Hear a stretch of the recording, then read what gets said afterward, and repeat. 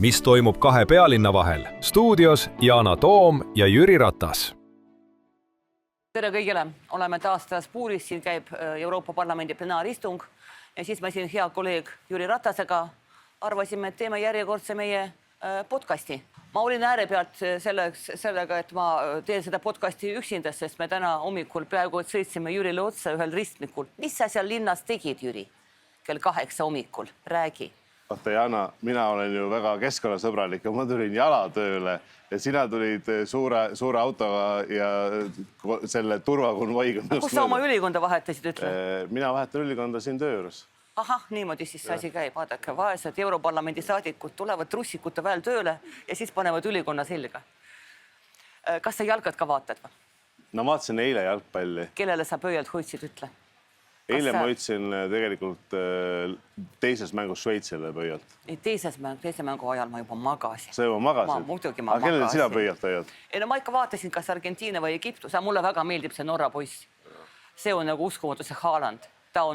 Mulle väga meeldib see trikk, mille nad norrakad tegid oma selle PR-iga, sest see sõudmine, nad leiutasid selle 2 kuud tagasi ja nüüd terve maailm sõuab koos nendega. See on ikka äge. Midagi sarnast kunagi tegi ka Island, aga tõsi on see, et ma arvan, et me väga palju ei erine, et see Norra on läinud kuidagi väga hinge ja just sellise oma võitlusvaimu ja meeskonnatunnetusega.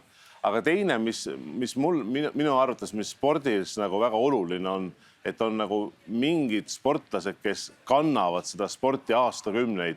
Ja see Messi Argentiinas see on, eks ju, ainuüksi selle pärast ma tahaksin, et Argentiinal läks hästi. Aga ma ei saa öelda, et ma olen mingi suur jalkafänn. Aga kes siis võidab? Ma ei tea, kes võidab ausalt, ma pole selle peale mõelnud. Mulle lihtsalt meeldib seda vaadata, aga ma läheks nüüd poliitiliseks. Kas sa kujutad ette, et mingi USA president peale tänase USA presidendi oleks kunagi helistanud FIFA-sse ja öelnud, et teate, võtke see punane kaart ära. Ma hakkasin mõtlema, kas on mõeldav, et Obama või Carter või Bush, keegi on üldse võimeline sellist asja tegema? No ilmselt sellist käitumismustrit varasemalt ei ole olnud või kui on olnud, siis mingite teiste diplomaatiliste kanalite pidi, aga päris niisugune otseliini ma ei kujuta, et sa kujutad? Ei, absoluutselt mitte, mis ma küsingi, et sina oled Trumpiga kohtunud, ma ei tea, kui vaevalt väga kuidagi intiimselt, aga ikkagi sa oled tema käed surunud, tema kõrval nagu sammunud, vähemalt pildid reedavad seda. Ja me sammusime. Et see on ikka ulme küll, mida see vend teeb. Aga kui minna siis ookeani tagant, tulla siiapoole ookeani kallast, aga kuidas siis Eestis on, et mis siis saab meie presidendist, Jana? Ma tegelikult, mul oli plaan sinu käest seda küsida, sest sina oled see, kes eelmise presidendi kuidagi kampaaniast, otsingutes, ütleme niimoodi, välja väga aktiivselt osalesid. Praegu ma vaatan seda kõike nukralt ausalt öeldes, sest Aga ma korra segan vahele, kõik ütlevad nukralt, et see ei ole õige ja nii. Aga kuidas siis õige oleks? Ütleme, et ma arvan, me mõlemad arvame, et õige oleks, kui rahvas valiks. Jah, vastab tööle. Aga seda võimalust ei ole. Aga kuidas siis õige oleks? See, et tuli välja see seltskond, kes pakkusid Riho ühtegi. Kohe nagu järgmisel päeval tuleb mingisugune skandaal aastast 2006-2005 ja kui sa loed selle põhjalikult läbi nagu selle artikli ja hakkad seal kaevama ja guugeldama, siis seal nagu midagi ei ole. Aga see plekk on juba küll, et ma ei ole üldse ühtegi fänn, ma ei tea, kes see inimene on, tean meediast nagu, aga see nagu muster, see ei ole õige. Mina puutusin temaga kokku peaministri ametis ja tema töös siis, mis oli seotud kaitseliiniga, et meil oli hea koostöö. Aga kui nüüd tegelikult panuseid panna ja poliitikute käest alati küsitakse tegelikult lõpptulemust, et kes see siis 2. septembril, kui valitakse ära, siis ma arvan, et hetkel ikkagi päris suured šansid on Ülle Madisel. Kui me mõtleme parlamendi 68 pluss häälele, tõsi see eeldab, et ka tema on sellega nõus. Esiteks me ei tea, kas ta on semaga nõus ja ma olen mõelnud ka selle peale, et mis on järgmine samm? Oletame, sinust saab president. Kusjuures, kui mäletad, kui te läksite Savisaart maha võtma Mailise kandidatuuriga presidendiks, põhjus oli see, et Mailis oli ainuke selles seltskonnas, kes oli 40+. Te olite kõik liiga noored siis veel. Enam te nii noored ei ole. Kas sina ei taha saada presidendiks, räägi mulle. Ma arvan, et 7 Europarlamendi saadikust 5 võib-olla oleksid täitsa nõus sellega. Kahjuks ma saan aru, et sa tahad siin väikest huvitavat konflikti üles tõmmata, aga vastus on... Ma tahan suurt konflikti üles tõmmata, aga see mul ei õnnestu ilmselt. Vastus on ei, jah, et ei, seda soovi mul ei ole. Aga jah, kui mõelda, kas meie ametikaaslasest keegi võiks saada presidendiks, ma arvan, et muidugi. Ilma kahtlust, et endisi välisministreid, saadikuid on siin küll, kes saaksid selle tööga nagu hästi hakkama. Aga kui mõelda tänasel hetkel, ma arvan, siis kui Riho Ühtegi peaks saama ka ametlikuks kandidaadiks Riigikogus ja suure tõenäosusega tema taha siis tuleksid eeskätt, ma arvan, Isamaa ja Keskerakonna fraktsioonid ja siis fraktsioonitud, siis ma arvan, et see tõenäosus, et Ülle Madise ära, kui see on Ülle Madise näiteks, ära valitakse või ütleme siis Reformi sotside Eesti 200 põhikandidaat ära valitakse, see kindlasti kõvasti väheneb 2. septembri mõttes. Ja valimiskogus on muidugi seis hoopis siis teine. Miks ma hakkasin tegelikult sind ammustama selle nagu vanusega? Ma hakkasin mõtlema, et mida teevad endised Eesti presidendid. Ülle Madise on noor naine, 40 pluss, ma ei mäleta täpselt vanus, oletame ta on seal. Mis ta pärast teeb? Vaata Kersti Kaljulaidi. Ühesõnaga, mis on see elu peale presidendi ameti? Sa tead, et meil on 10 aastat võimalus, 2 koosseisu on võimalik. Ma saan aru, aga ikkagi, või 2 ametiaega. Ikkagi kaua enne pensioni minekut see asi lõppeks ja mis siis saab? Kersti oli ju Eesti Olümpiakomitee president. Seda ma mäletan, sellest ma räägingi, et ei ole just suur edulugu. Et ma arvan, et tegelikult see, mida sa välja tood, kas see on nagu probleem, et mida nagu Eesti endised presidendid teevad ühiskonnas edasi. Et see on teatud mõttes mingi karjääri lõpp ja mis siis nagu... See on nagu väga, et ütleme, see on lahendamata küsimus meie ühiskonnas. Meil ei ole nagu mingid selliseid, ma ei tea, mõttekodasid või mingid selliseid asju, kuhu nad võiksid edasi minna. Kas see võiks olla nii? Ma arvan, pigem see võiks nii olla. Vaata, kui Vsevjev, oletame, ma usun, et ta saab, aga ta on vist 42. Oletame, ta oleks seal 10 aastat, 52. Siis on pensionile minna, ma ei tea, mingi 15-16 aastat. See olid endine president. Iga teine amet on ju downshifting. Ma arvan, kas sa võtad selle riski? Jah, aga ma arvan, nii ei mõelda. Nii on tore meil siin hommikul Strasbourgis arutada, aga nüüd sellest presidendi tööst siia parlamenti, siis mis need hetkel need sinu siin me ütleme failid, aga mis need hetkel need põhiteemad sinul on, mida sa teed siin parlamendis? Me eile hääletasime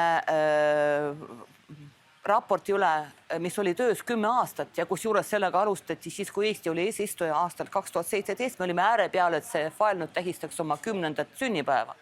Ja Euroopa Komisjon Ursula von der Leyeni eesvedamisel üritas selle juba laualt ka maha pühkida, kuna ei saadud konsensust. Aga lõpuks me selle saavutasime, meile hääletasime ära ja see on sotsiaalsete süsteemide koordineerimine, mis tähendab seda, et meie niinimetatud Kalevipojad, kes töötavad Soomes. Praegu, kui nad töötavad Soomes, nad kaotavad töö, neil on õigus saada 3 kuud töötuhüvitist Soomes, siis nad tulevad meie töötukassa uksedega küsima. Enam see nii ei ole. Nüüd on see nädalate küsimus, inimesed, kes töötavad välismaal teises Euroopa Liidu liikmesriigis, neil tulevad samasugused õigused nagu kohalikel ja see puudutab nii töötuhüvitist kui perehüvitisi kui kõiki need asju. See oli meeletu töö, aga me saime sellega hakkama, nii et ma olen väga õnnelik. Nii meeletu on, et sul hall ei ole veel tulnud, et sa oled ilusti sellega hakkama saad, Jaana, nii et sa oled väga hea välja. Aga mis ma tahtsin küsida... Jüri, ma saan oktoobris 60, mis sa arvad, mis värvi ma tegelikult olen? Ma ütlen siiralt seda. Aga mida ma tahan öelda, et ühelt poolt võib ju siin vinguda ja öelda, et kuidas nii kaua aega läheb, üle 10 aasta, aga teiselt poolt see, kuidas sa nagu seda selgitad, näitab ju seda, et tegelikult need otsused, mida siin parlamendis tehakse, on väga konkreetselt omavad mõju, liikmesriikides, sa tood välja, eks ju, väga palju eestlasi, neid on tuhandeid, kes töötab Soomes, eks ju, ja et nende edasine elu oleks samamoodi nagu kindel või teada, mis reeglite aluses edasi läheb, et tegelikult need otsused mõjutavad väga selgelt meie inimesi. No ma ütlen ausalt, ega see polnud ju parlament, kes seda asja takistas, see oli nõukogu ja seal olid päris, näiteks Luksemburg oli kategooriliselt vastu viimse hetkeni, ma ei tea, kuidas Küprosel õnnestus, Küpros on praegu eesistuja, kuidas õnnestus neil murda, aga Luksemburgis on pooled töötajad välismaalased, küll tulevad sinna Prantsusmaalt, Belgiat, Saksamaalt ja nad ei taha üldse nagu jagada oma seda heaolu nendega. Nad töötavad, panustavad, siis nad peavad minema oma riikidesse. Nii et see on nõukogus tegelikult oli kinni ja mul on hea meel, et see niimoodi läks. Nii et see on minu töövõit, suur töövõit ausalt öeldes. Nii et ma olen väga õnnelik. Mida sina teed, Ratas? Peale seda, et sa hommikul jooksed tööle. Minu põhiteema on hetkel see, et mis on seotud Euroopa konkurentsivõimega, aga Euroopa bürokraatia vähendamisega ja siin on see keeruline nimi, see ENVI Omnibus ja paljud küsivad, et kas teil ainult siin bussid sõidavad, et kas siin trolle ja tramme ei olegi ja ronge, aga see selleks. Aga tegelikult, et lihtsustada mingisuguseid reegleid ja see lihtsustamine annab võitu ka Euroopa, sealhulgas ka Eesti ettevõtlusele. Aga ma pean tunnistama, et mulle tundub, et siit läheb nagu niisugune lõhe siis meie vahel läbi, et kui ma vaatan, kuhu me oleme jõudnud selle failiga, siis ma näen, et ühel pool on sinu fraktsioon, Renew, sotsid, rohelised, vasakpoolsed ja teisel pool on siis Euroopa Rahvapartei ja nüüd on küsimus, kas meil tuleb veel hääletuse liitlasi või mitte ja lühidalt öeldes, mida see tähendab, et komisjon on tulnud välja ettepanekuga, no ütleme, bürokraatia reegleid lihtsustada. Et ettevõtted peaksid mingid asju tegema vähem, et meil ei oleks näiteks dubleerimist, et ei oleks nii, et Euroopa loob ühe süsteemi, ettevõtted peavad seda süsteemi täitma hakkama, aga piltlikult eelmisel nädalal nad juba täitsid need samad andmed teise süsteemi ära. Et no sellel ei ole mõtet, et praegusel hetkel käib siis vaidlus selle üle, et kas see ambitsioon, millega komisjon välja tuli, kas see on piisav, seda tuleks tõsta või seda tuleks vähendada. Ja tõsi on see, jah, et Euroopa Parlamendis, kus tavaliselt on niisugune üldine hääletuspõhimõte, et Renew ja sotsid ja Euroopa Rahvapartei nagu hääletavad ühtemoodi, siis mulle tundub, et selles küsimuses on eri suund. Rahvapartei soovib seda bürokraatiat vähendada ja siis teine pool ütleb, et sellega ei saa nii kaasa minna, sest see hakkab siis lõhkuma meie eesmärke keskkonna valdkonnas. See on see töö, millega ma hetkel tegelen ja see on päris keeruline. No see kõlab kõik väga ilusti, aga päris niimoodi see ei ole ausalt öeldes. Mulle see lihtsustamise kampaania meenutab väga vabandan, et Gorbatšovi aegset kampaaniat, kus oli mingisugune glasnest, perestroika, seda kõike veel. Kõik on nagu, neid omnibusse tuleb igast uksest ja aknast.